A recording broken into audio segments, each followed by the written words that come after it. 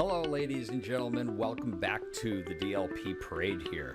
Now, in Chapter 4, we talked to you about the classification rule. We created one with social security numbers that could get blocked if you sent them off to a cloud vector. This time, what we're going to do is we're going to use the same social security number classification, and we're going to tie it in where you can't put it out to a printer locally, or the block clipboard, which allow us to Control-C, Control-V, cut, paste.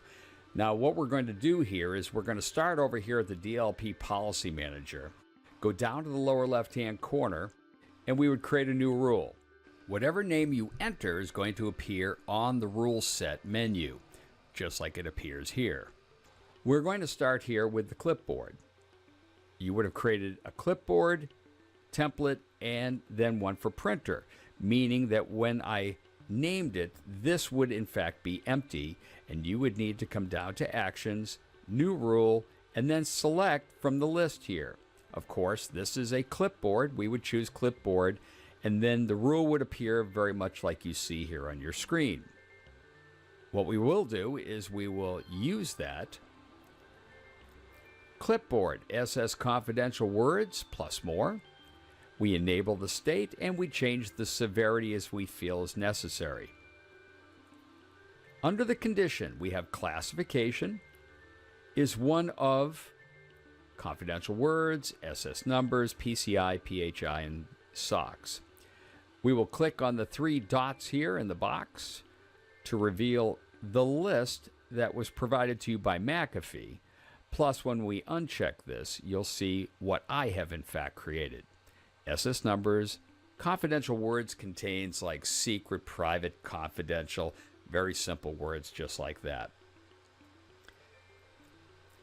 I'm going to head on over to reaction since I don't have any exceptions. The action is going to be block. I will use a user notification supplied to us out of the box from DLP 11, default clipboard protection. We will select close manually, so when the pop-up comes on to the client, it will stay right in front of your face until you close it. All right, we're going to click Save. That's it for the very simple clipboard rule, and then we'll hit Close. We're going to do the very same things, rinse and repeat, to get to the point where we're going to actually create a printer rule. Once again, down to Actions, create a new rule, printer rule. Once we do that, you'll have the rule here, and then we will go in and configure it like we did the others by choosing classifications.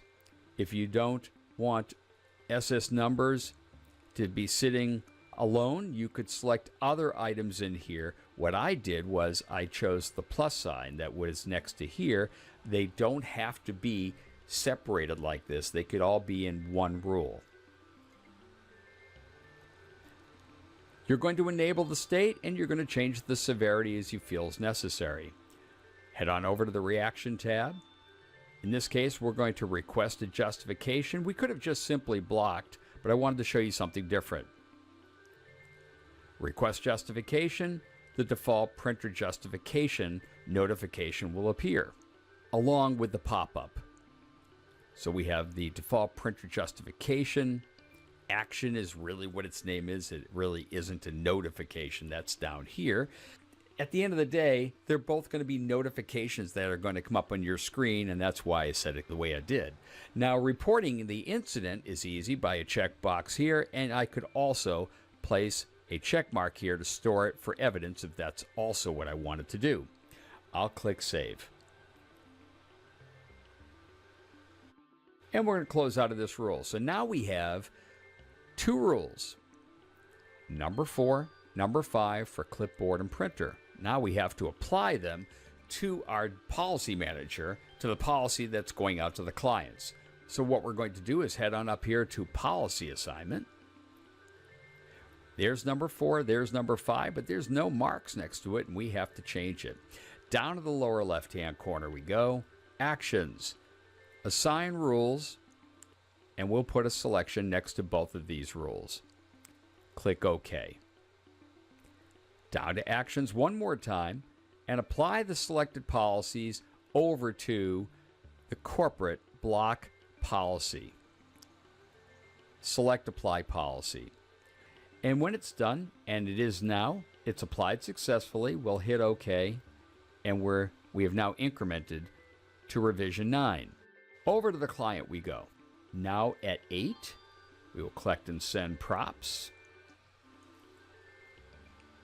After it is incremented to 9, we can actually do our testing. Another way to do this if you're actually at the machine is you can select notification history. And you can see I've already done one test. We're going to do another test. So 1434 was 2:34. It's now 4 o'clock Eastern Time on today's date of January 10th. Head on over to Social Security numbers, and because this is a bogus number, I should be able to print this. Choose my printer, and you may hear the printer in the background getting ready to spit out a paper with this nonsense. Social Security number 2 has something that will get triggered. It a little closely resembles a real SS number, and we're going to right-click on here and click Print. Select Justification. What do we want to do? My manager approved this transmission. All right, and I'll say name is Sean Smith, extension 2243 for info. Hit OK. Lower right hand corner says the print was monitored since sensitive content was identified and let me print it. Somebody had to do that. You could see where if you allowed them to do this, they'd be able to print it and potentially leave. Somebody would have to catch up and see that this actually occurred. If you want to block it, that's the preferred method. It's a lot easier for the user to come in later on and say, hey, I couldn't print something that was necessary for my job, but they weren't able to actually print it and leave with it. Just trying to show you different ways that you can configure the product. Here's the Social Security number. We're going to head on over here to SS number 2 and copy it. And then we're going to create a brand new file and copy the contents. Paste. Down here, you'll see sensitive content was found in the notepad. We're not going to, through the notepad, let you copy and paste it. Okay, and finally, here's the notification history where you will see the different events that happen from the client. Here's what the pop-up looked like. All of the information in the incident manager can be found and observed up on the EPO server.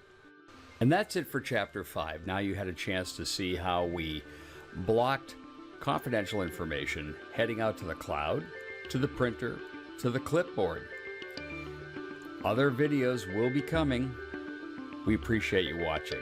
My name is Appell, and I wish you a good day, and we'll see you in the classroom.